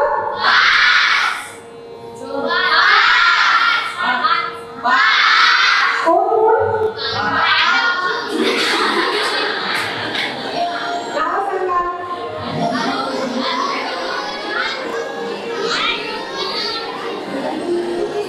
अर्जुन, भीम, अर्जुन भीम,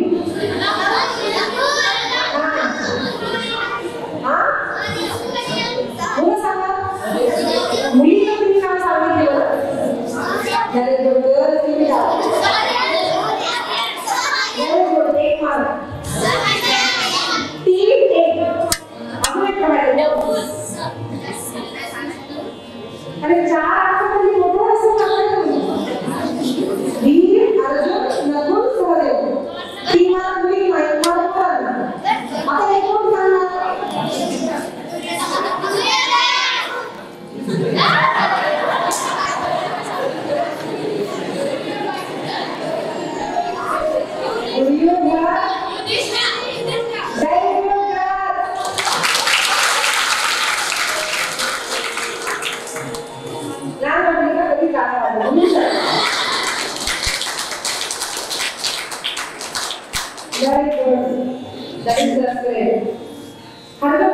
शिकलो ना त्यांची संख्या दुसरे म्हणायचं आपण.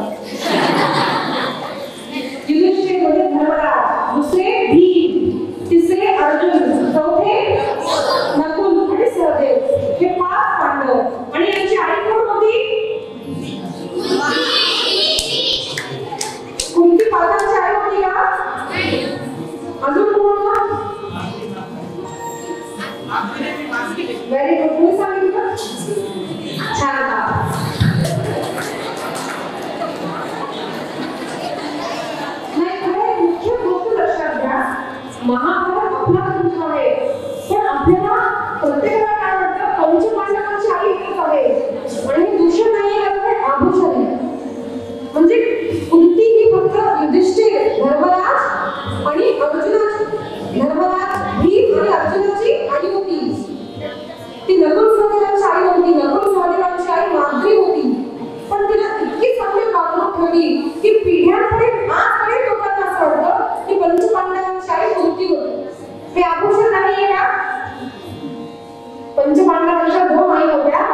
तशी कुंती ही चालली.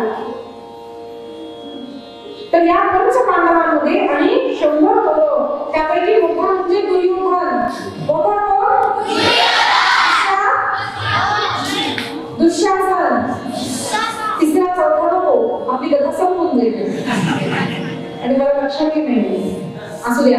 तर 100 कौरव आणि 5 पांडव, अशा या कौरव आणि पांडवांमध्ये जे युद्ध झालं त्या युद्धाला काय म्हणतात? धर्मयुद्ध जे झालं ना, त्याचं नाव म्हणजे महाभारत आहे.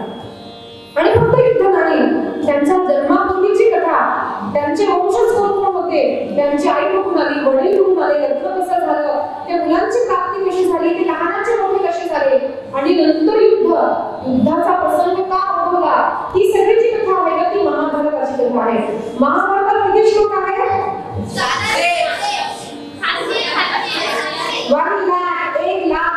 1,00,000 700 श्लोक कशाला आहेत?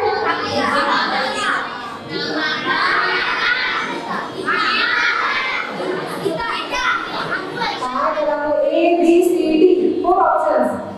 महाभारत, रामकथा, भगवद्गीता, मग A नाही तर B, B नाही तर C असं सांगणार आहे का? कम्प्युटरने लॉक कर दिया, फेल हो गए. लक्षात घ्या, पुन्हा सांगते. महाभारत या ग्रंथामध्ये 1,00,000 श्लोक आहेत. किती? कशामध्ये? किती श्लोक आहेत? नंबर 2. रामायणात किती श्लोक आहेत?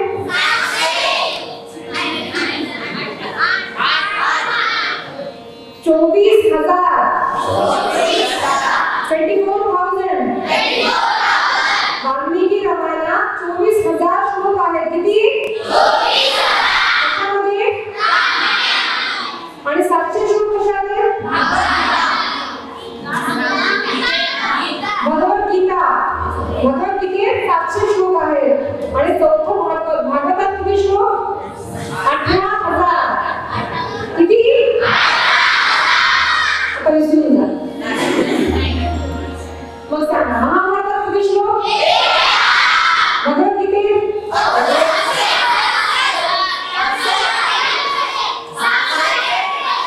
रामायणात फक्त भागवतात. Very good. मग पुढच्या वर्षी पण आपण करणार आहे का? मग ते जरी नाही बोलत तरी मी याला विचारण्यासाठी आपण ठेवायचं बरं. आणि मी आपल्या मित्रांना सुद्धा सांगा, आपली संस्कृती सांगणारे ग्रंथ आहेत म्हणून आपल्याला माहिती पाहिजे. पुराण किती आहे? 18 पुराण. 18 पुराण. ठीक आहे, एवढं पुरे या वर्षीचं कौशल्य. महाभारतात किती श्लोक? 1,00,000. वडील नाहीये आणि हे पांडव कुठे राहायचे?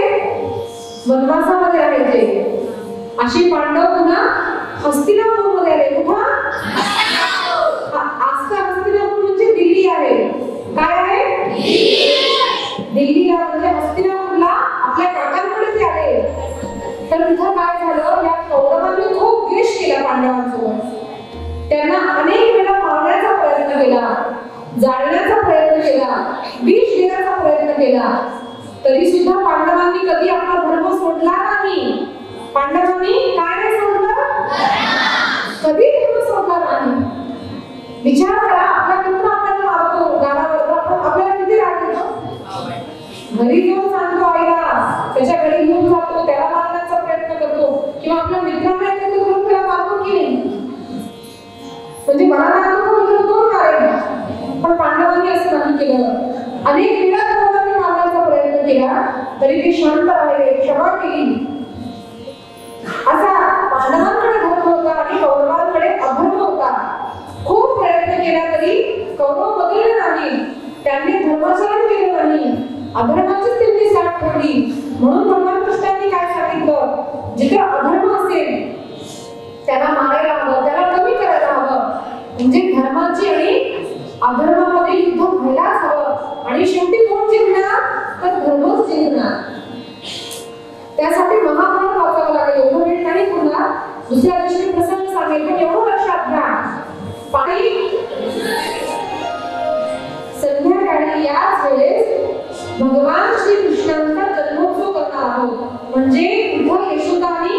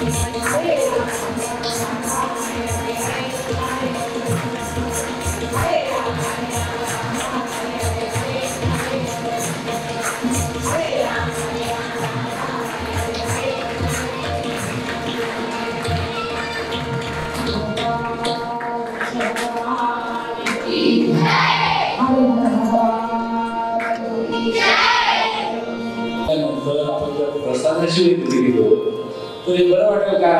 मग प्रसाद घ्यायची हिंमत का करत नाही कोणी? आणि म्हणून आपण विडस्त राहता समोर या, दर्शन घ्या, प्रसाद घ्या, घरी जा. आणि आम्ही दक्षिण हिंदुस्थानामध्ये दक्षिणेमध्ये एक प्रथा आहे, संपूर्ण दक्षिणेमध्ये हैदराबाद पासून केरळपर्यंत की आम्ही बुंदीचे लाडू प्रसाद म्हणून ठेवलेले आहे. त्याची किंमत आम्ही 10 रुपये ठेवली. घरी सुद्धा प्रसाद करण्याचा असा तर आपण ते लाडू घेऊ शकता. आणि खडी साखरेचा प्रसाद आपण स्वतः घेऊ, स्वतः हाताने प्रसाद घेऊन आपण घ्यावा आणि याचा लाभ घ्यावा. दुसरी विनंती अशी करणार आहे की उद्या बरोबर 1 वाजता आपण कथा सुरू करणार आहे आणि 4 वाजता संपणार आहे. कारण 4 वाजता मुलांना 4:30 वाजता गाडी असते आणि त्यांना जर लेट झाले तर पुन्हा वाहनाची पंचायत होते. म्हणून आपण 4 वाजता उद्या कथा संपणार आहे. माझी विनंती आहे की श्री शिल्पादेवी ह्या उच्च शिक्षक डॉक्टर आहेत. त्यांनी आपल्या धर्मप्रचारासाठी म्हणा की सत्संगासाठी म्हणा की अध्यात्मासाठी म्हणा, सद्विचारासाठी म्हणा की समाज निर्मिती आदर्श होईल याच्यासाठी म्हणा आपलं जीवन या संपूर्ण समाजाला अर्पित केलं आहे. त्याचा लाभ आपण घ्यावा. एका उच्च विचारातून आम्ही जागृती प्रतिष्ठानची स्थापना 1997 साली केली, 18 वर्षापूर्वी. आणि आम्ही दरवर्षी असे कार्यक्रम करतो. हे 5 वर्ष. या वर्षी म्हणजे खूप दिवसाची इच्छा की रामायण, महाभारत आणि भागवत एकत्र सांगून त्यांचा समाज निर्मितीच्या चांगल्या गोष्टी आपण घ्यायला पाहिजे. यासाठी आपण करतो. आमच्या शिक्षक मंडळीला मी विनंती करतो की त्यांनी शिक्षकांची समिती आहे, वारंवार लोकांना सांगितलं पाहिजे प्रसाद घ्या, वारंवार सांगितलं पाहिजे वेळेवर या, वारंवार सांगितलं पाहिजे शेजाऱ्याला सांगा. आणि आपण घरी रिकामं टीव्ही पाहत बसल्यापेक्षा साक्षात कथा ऐका ही तुम्ही माझी विनंती करतो. आणि शिक्षणाला विनंती करतो की कमीत कमी 12:30 वाजेपासून तर 4 वाजेपर्यंत किमान 3 वेळा तरी तुम्ही लोकांना अनाऊन्स करून हे मार्गदर्शन करा. विद्यार्थ्यांना सूचना आहे, तुमच्या गाड्या आहे आता, जर काही प्रॉब्लेम आले, गाडी जर निघून गेली असेल तर शाळेमध्ये आमच्याशी संपर्क साधायचा आहे. मुलींनाही सूचना आहे, गाड्या आहे सध्या, पण काही अडचण आली तर आम्ही तुमची व्यवस्था करू, आमच्यापर्यंत पोहोचवतो. ठीक आहे. सगळ्यांनी प्रसादाचा लाभ घ्यावा. मुलांनी शांतपणे